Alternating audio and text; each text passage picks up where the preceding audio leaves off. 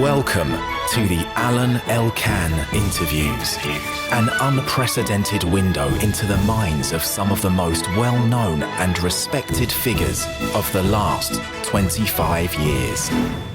How many generations you had, Vaux, in your family? We are the fifth generation. Okay.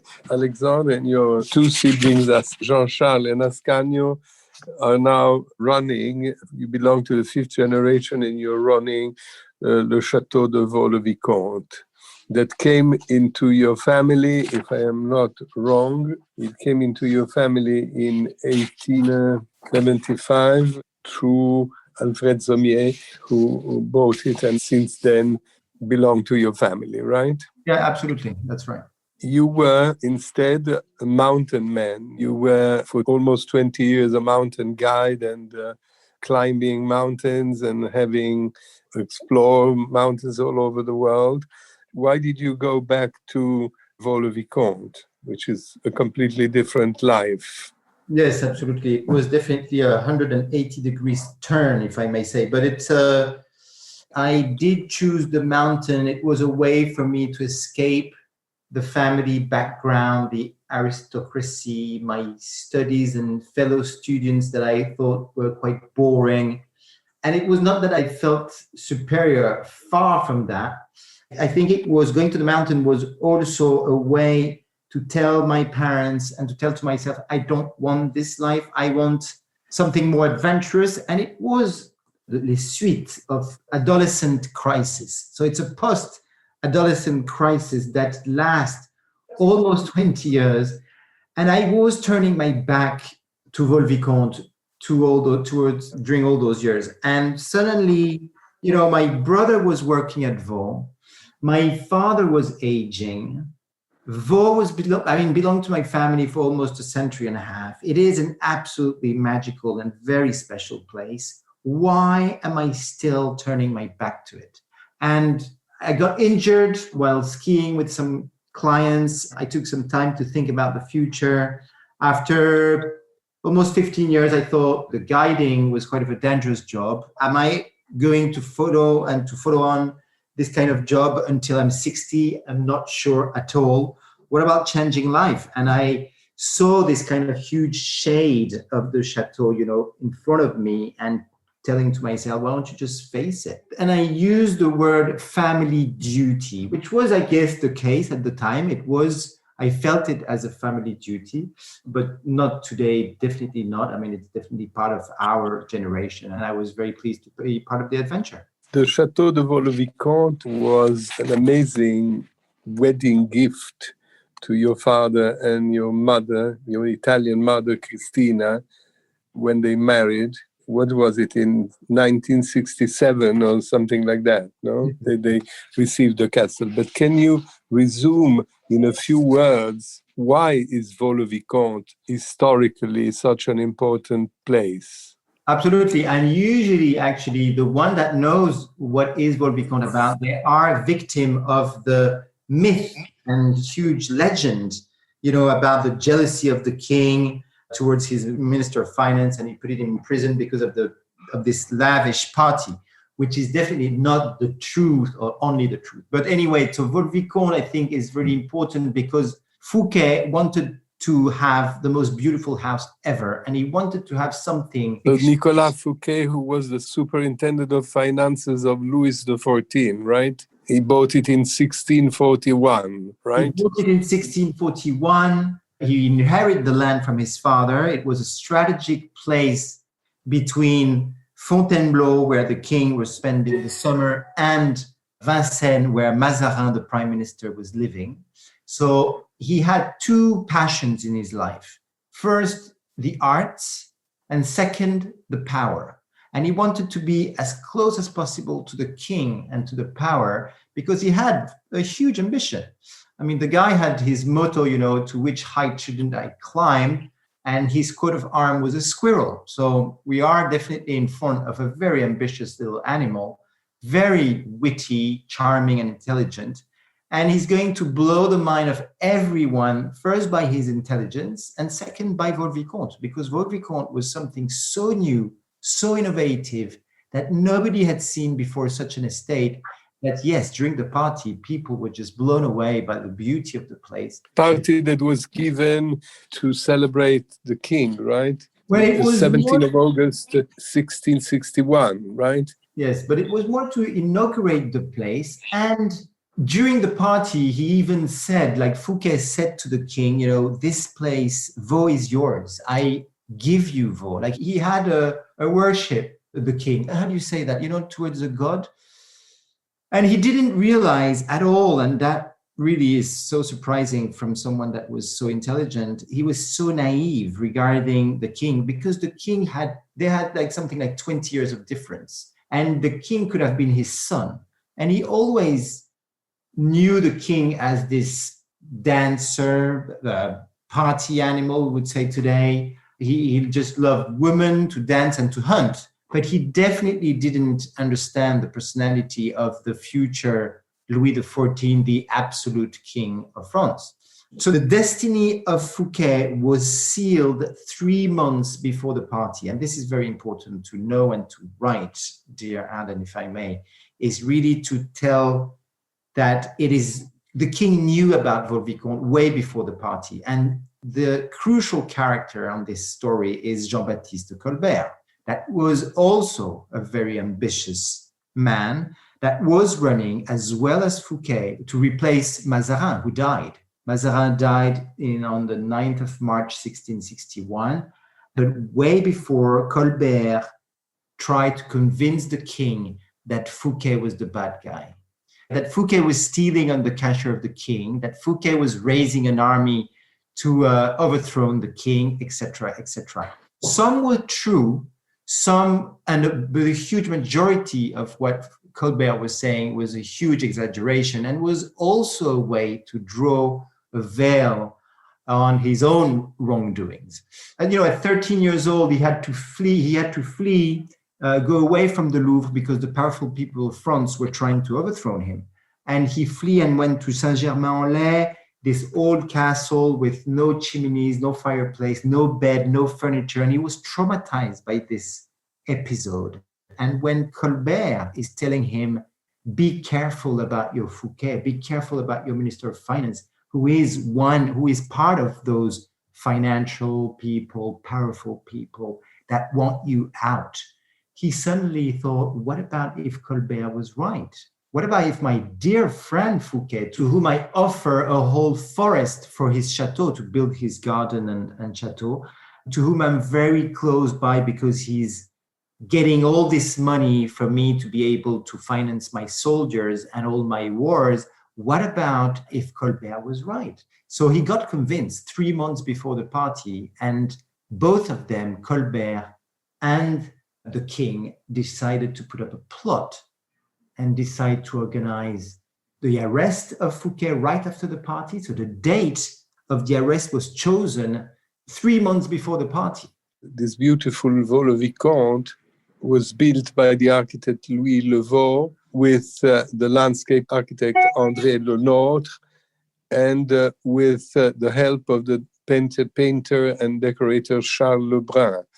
And all these people then became the builders of the Chateau de Versailles. The king didn't decide to take over Vaux-le-Vicomte, right?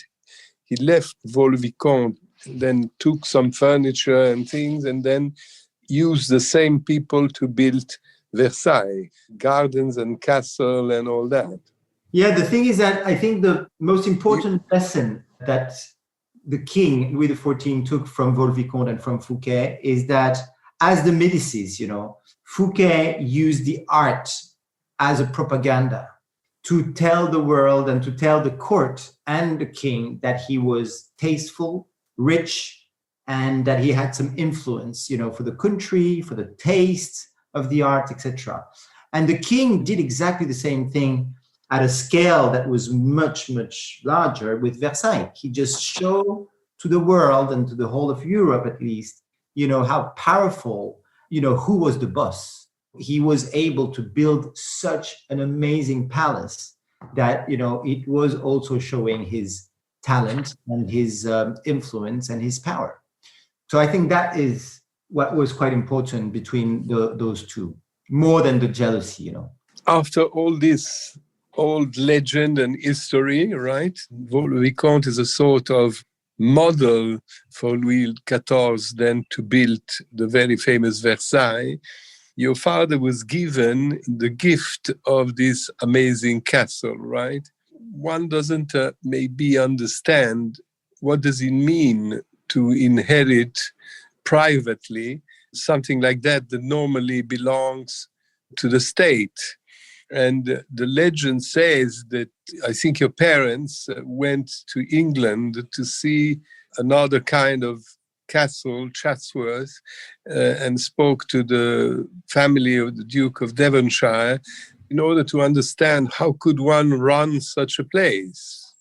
It wasn't given to them just a little house where to live. And after all, if I am not wrong, your parents and then you and your siblings are devoting your life to this castle, right? Yes. Which is a rare example of private-owned treasure of the humanity in somehow. And you opened in 1968, you opened it to the public. Yes, absolutely. It was, I mean, I was not in the shoes of my father in 1968. I was barely born at that time, but I could imagine that, you know, his father said, well, now it's your turn. His father was not interested about the chateau. My father was an industrial, you know, taking care of the sugar industry and companies and factories of his family. And he had no idea. He had no idea about the job, but he realized that there was a potential. And that was quite early thought, you know, in France, where there was not so many chateaus like this that was open to the public. He needed the money, definitely, because he immediately understood how expensive it would be to take care of such an immense place. And he needed some extra revenues in order to be able to maintain the place. So that's why he turned towards Chatsworth. Chatsworth has been this model forever for us. You know, he even got inspired for the first logo of Vaux-le-Vicomte is definitely a huge inspiration from the logo of Chatsworth. And Chatsworth, I mean, I went there and I had the pleasure to be invited by the Duke a few years ago, and we are still looking at them thoroughly because we think that they're doing a marvelous job in maintaining such a huge estate and by respecting the spirit of the place, the soul of the place. And this could be one of the major lesson or educational tip that my father gave us is, you know, do whatever you want, but please respect the place, respect the history of the place, respect the work of your ancestors, and don't destroy the soul that is this place about. So we continue today looking at Chatsworth, looking everywhere, but trying to do our best to be as visionary as he was. He was such a visionary, my father. You know that my father just died in last March, and I was actually, while I was waiting for the phone call, a letter. We have a letter of L'Écureuil, our little association that my father created. And I was trying to put some words behind the vision that he had throughout all his life to put up this economical enterprise, company, corporation, you know, that is today break even and balanced. You don't have any help from the French state? We'll have more and more, but overall, we reach something like 6% of our operational budget is 6% is coming from the state. So not much, but we do have more and more because we are opening the doors that my father slammed behind him for many, many years. You know, my father, and I can tell this because this is quite very well known, had a very strong character, and he was courageous enough to face the Minister of Culture and to tell him, look, I don't need your money. I don't need your architecte en chef des monuments historiques that I think are all some thieves, and I'm going to do all this by myself. We are opening those doors again. Your father found, and your mother, they opened the castle, they restored, they probably added, he added something that his great uncle Edmé had done before, adding furniture and things like that. They understood, for instance, they opened the Chateau for cinema, right? They thought it was a good set for many famous movies. Absolutely. The first of them was a movie that is completely unknown by Orson Welles. And I have a fantastic picture of both my parents and Orson Welles in the garden of the Chateau in 1968. And then we had some 80 and more movies that were shot at Vaux. But the drama of Vaux-le-Vicomte and the movies is that yet there is not one single great director that wanted to film the story of Vaux-le-Vicomte, as we have absolutely everything. We've got the characters, Colbert, Madame de Sévigné, the King, Fouquet, etc. We've got an amazing story and the place and the venue. And I would dream to have a Stephen Frear or one of those amazing English or American director that would put up a film about it. Which films were shot in Vaux-le-Vicomte? One of the most famous ones, there was a Moonraker, James Bond, who had been filmed here at Vaux. There was Sofia Coppola with Marie Antoinette. There was Ridicule, French movie. There was Leonardo DiCaprio with The Man with the Iron Mask. What else? There was Versailles, the TV show. I don't know if you heard about the TV show called Versailles that was out last year. That was shot quite a lot at Vaux-le-Vicomte. So yeah, quite a few. And then there was also something special, if I'm not wrong, that was made with candles, no? The Candlelit Evening, that was superb idea of my father and mother, who were living on the first floor of the Chateau at the time, and it was the private apartment of Fouquet. We were just born, and we lived there for 4 years before moving to the outbuildings, where it was a bit more private. And they were coming back from cinema, and my father told me that they went to see Once Upon in the West. And they just had bought the music, and my father was looking at the garden during the night, having this fantastic era song. And my mother was lighting a candle and a second candle. And my father told her, why don't you just lit more? And those candles were reflecting on the window overlooking the garden. And my father suddenly thought, what about? So he saw kind of the reflection of the candles, flames onto the garden, and he thought, what about putting those candles in the garden? And that's how it began. And it, like this year, this summer, which was difficult for everyone, well, we broke the record of attendance of our Candlelit Evening from versus 2019. Like, it is still a fantastic way for a visitor to be immersed into a 17th century party, or kind of party. Of course, it's nothing to do with the party of Fouquet, but it was a way for my father to show, with a very simple idea, what would be the atmosphere of a chateau and a garden just lit by candles. The chateau and the garden and the decor are one thing together. Is the chateau as important as the garden as important as the chateau? Fouquet asked two things to his three artisan and artists. He said, you can do whatever you want, but you have to work together hands in hands. And second,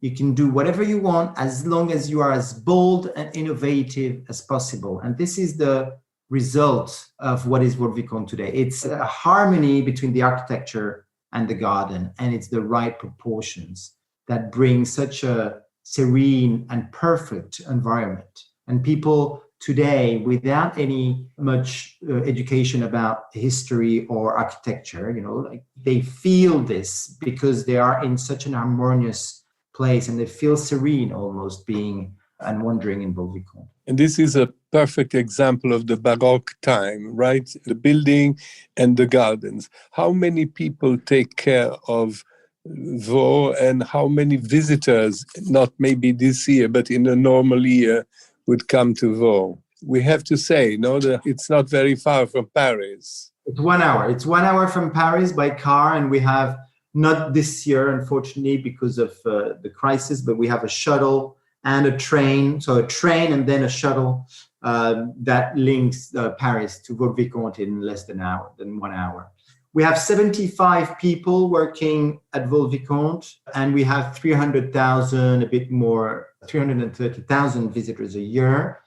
75 people looks like a pretty fair amount of people, definitely, but our teams are very small. Like, I'll give you just one figure. It's the one regarding the garden.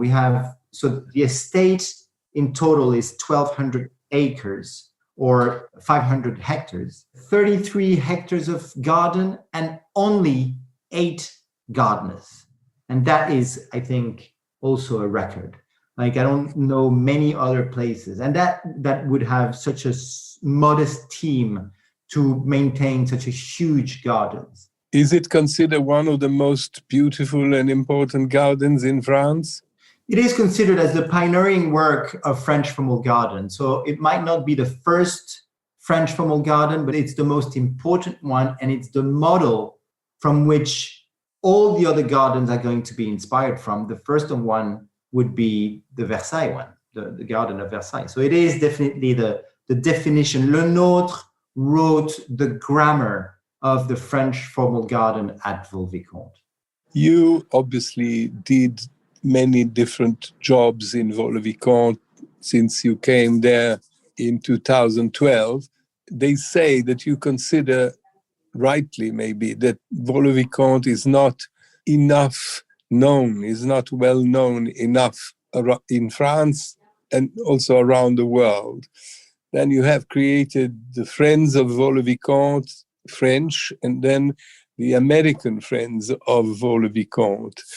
Why they are the American Friends of Vaux-le-Vicomte, and what do you do in order to make it more well known?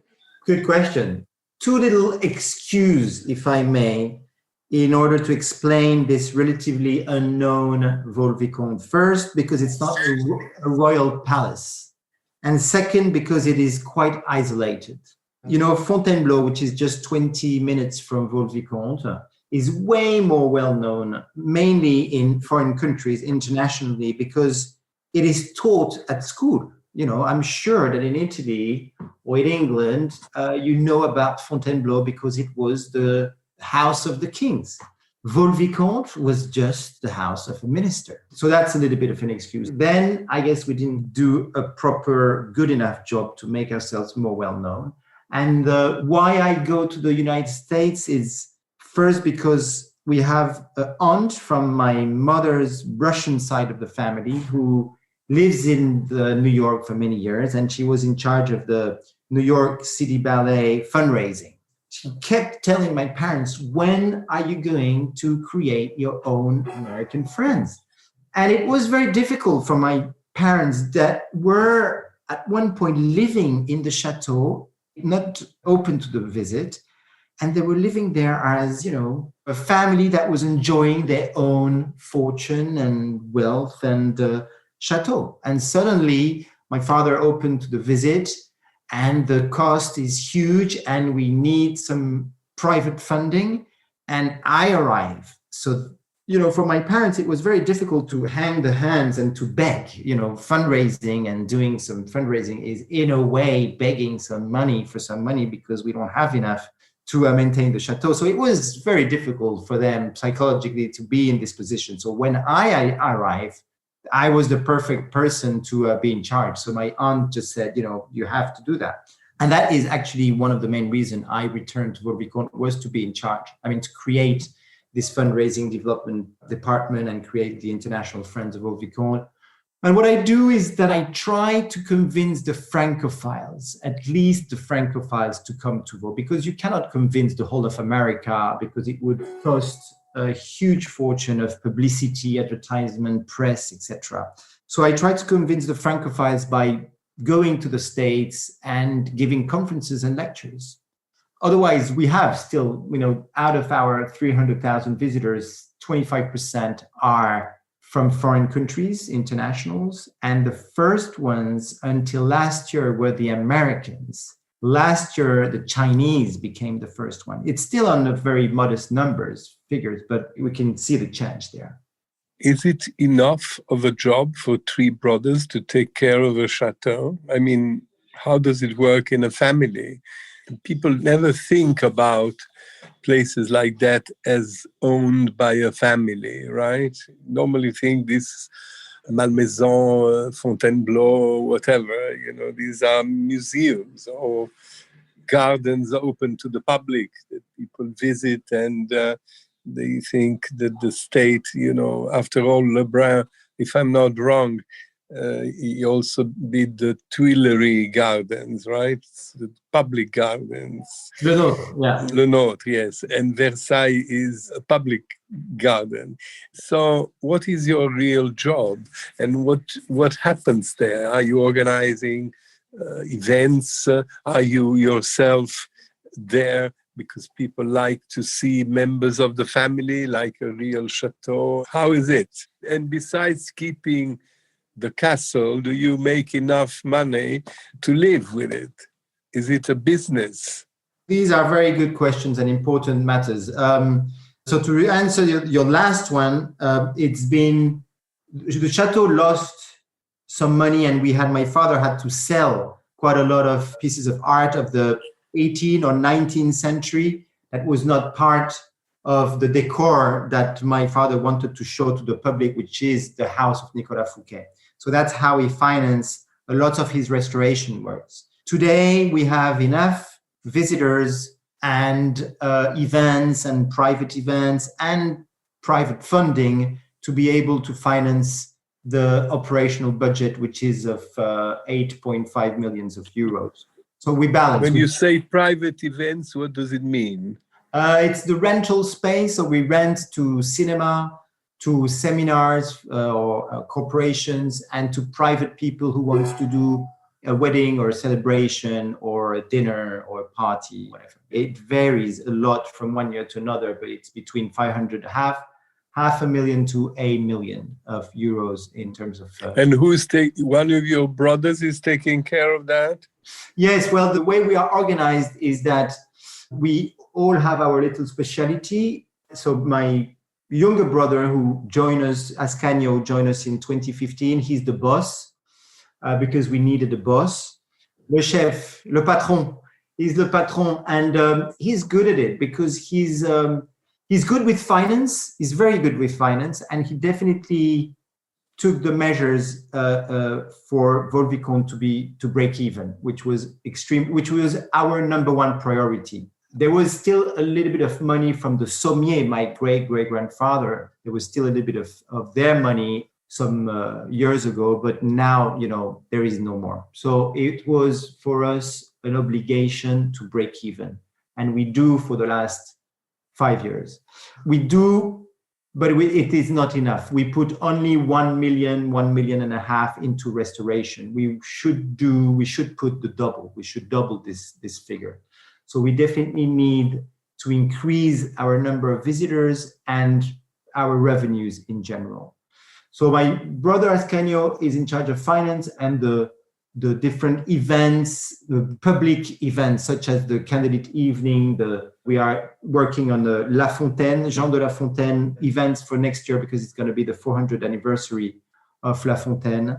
My other brother, Jean-Charles, is in charge of the sales. So he's the sales director, and he's selling Vaux-le-Vicomte to the professionals, to abroad, etc. And he's also in charge of all the food activities. So there is one restaurant, which is a self-service that my mother created in the 80s.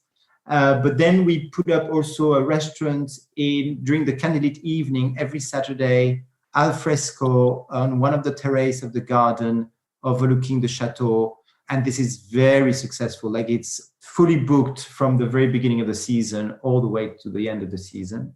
And then we have also another restaurant that we put up also only during Saturdays. And then there is also the catering service. We do catering. We do offer catering service to our guests who are renting the Chateau. So this is a pretty important part of the business. And then I am in charge of the fundraising and the collection. And I'm the president of the Association of Friends of Vaux-le-Vicomte. Collection means that you have to take care of the handling, restoration, all that of the works of art, right? Absolutely. Yes, that's the case. How is the fundraising going? It's going okay. Like we raise $1 million a year, which is very modest regarding some other institutions, much bigger institutions such as the Louvre and Versailles, and that are also very modest regarding American institutions that raise, few tens of millions a year. But for us, it's quite important, and it's half coming from France, companies and individuals, and half coming from American individuals. So our friends are mainly Americans. America absolutely has a love story with France, as we know. They have a love story with the art de vivre à la française. And I think they dream of being as close as possible to this art de vivre. And being close to the family who is in charge of Vaux-le-Vicomte is something that they cherish a lot. I think it's a great gift that we give them once they become patron, is that we invite them to our home, and to the home of my mother and father, and we have dinner and we tour the chateau when nobody's around, and this is a huge privilege for them. Do you have a plan to keep the chateau in the future generations, or at the end of the day you will give it to the state? No. The idea is definitely to keep it within the family. Even though if we realize we are working right now actually with a coach, just for you to know, and I think it might be interesting for your readers, is that at one point we were not getting along well with the brothers, especially my two brothers. And some stories from the young adult life, or when they were even adolescent, came back to the surface when they were working together. And we were not doing well. We were really putting Vaux-le-Vicomte into the wall, as two members of our board told us. And they told us, if you don't make an effort, you're going to ruin Vaux-le-Vicomte. We were not fighting, but it was not nice. And we worked for 9 months with a coach in order to try to learn how to work together, how to talk to each other and respect each other. And that really saved Vaux-le-Vicomte, I have to say, really. And now we are working together. We know how to work together, how to put up a meeting, and how to divide the family issues and the business issues. That's one of the main tips that we got. So to come back to your question about the next generation, we are focusing right now on our generation, the brothers. It's quite recent that we are working together, and we are professionalizing every aspect of the business. The governance is definitely a very important aspect of it. So the board, the president of the board that we have to look where that we are looking for right now, because my father was the president of the board. And then we are also very conscious about the organization that we will have to put regarding the kids, the next generation.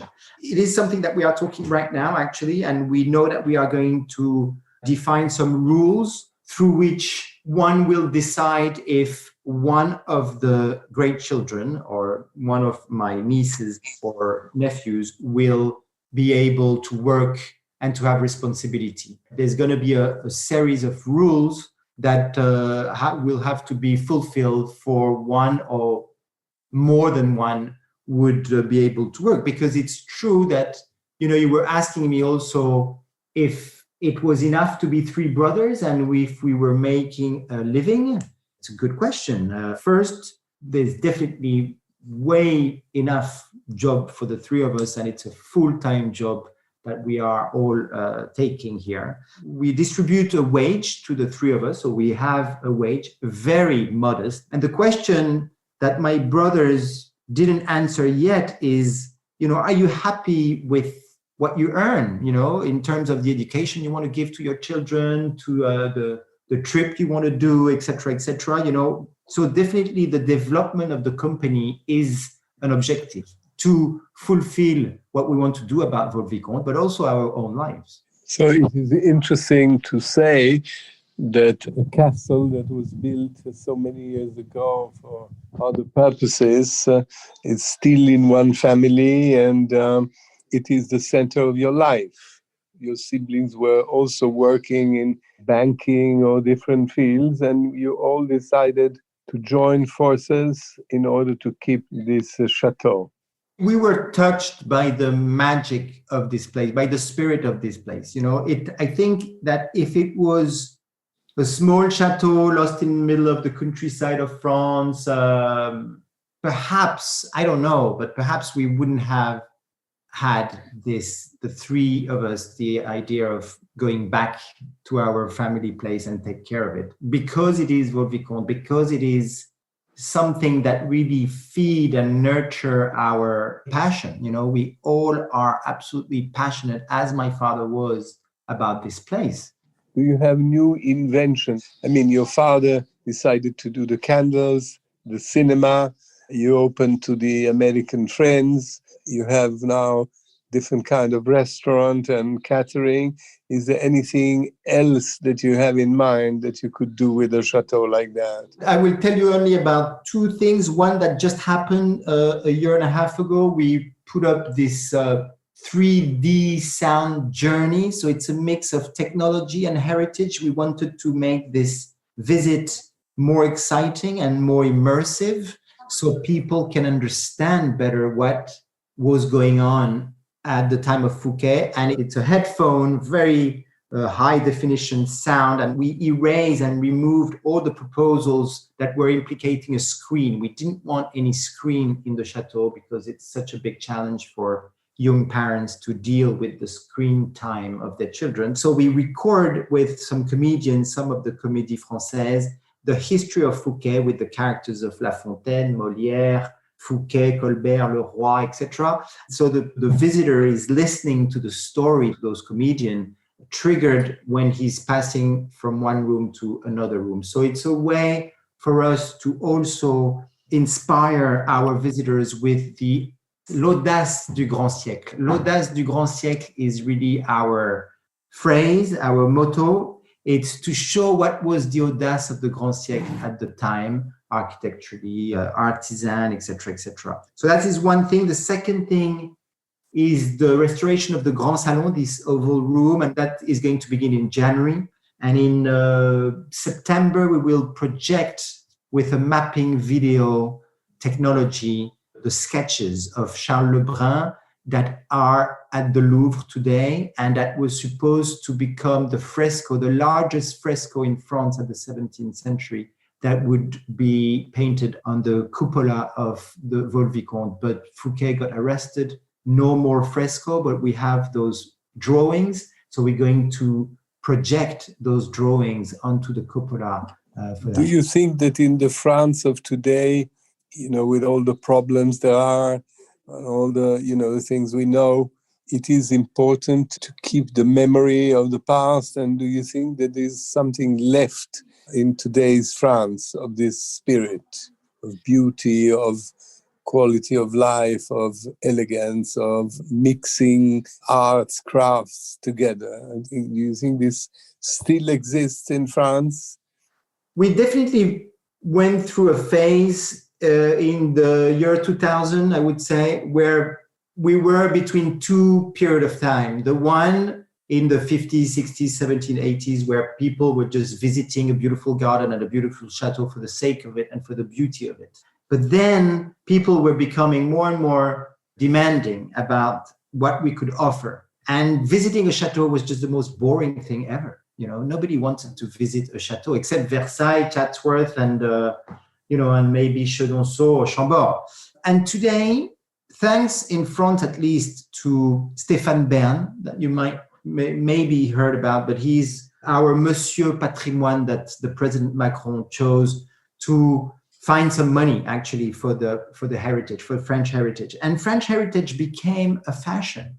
It is fashionable today on TV to talk about Chateau and to talk not about the history or the chateau itself, but more about the people who are living in it. So one can be a bit disappointed that we're not talking so much about the history, but about the people. But I think that French people today are in awe and so curious about those people who dedicate their life to a chateau. They want to know more about it. and they want to come on the premises. And they want to come on the premises to enjoy a parenthesis that is out of their ordinary life. Being in a chateau is extraordinary. And today, more than ever, having those huge spaces, those huge gardens, close to nature, surrounded by nature, that's what people definitely are craving for. And instead, you are going to battle or to try to persuade some good cinema director to do a real movie about the story of Vaux-le-Vicomte, if I understood. This is somehow your ambition, is to say, okay, we like to rent the chateau, but we want a film about the story of this chateau. Perhaps your article, will reach one of this director. I pray for it. Thank you very much for having been with us. Good luck, bonne chance, and who knows, maybe we'll come to Vaux soon, one day. Please come back, and thank you very much, Alain. Thank you very much for your time and for this visibility that you're giving to Vaux-le-Vicomte. Alain Elkann interviews.